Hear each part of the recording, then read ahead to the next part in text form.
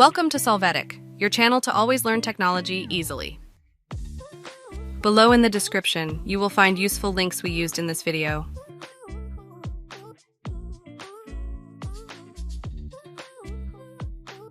Today in Solvetic, we will see how to share Excel workbook for multiple users to edit. You will have the Excel file on the desktop, then open the File Explorer there, go to the OneDrive section.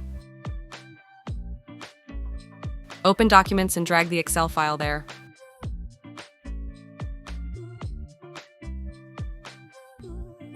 Once located there, right-click on the file and choose the option Share. In this window, you can enter the name of the users or groups to share the file. If you wish, add a message.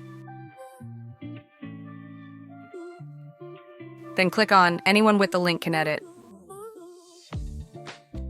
There you can define with whom the link is shared or define the type of permissions, as well as adjust additional values.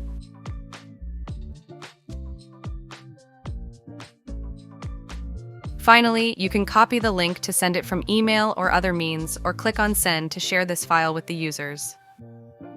Hey, remember to subscribe Solvetic channel.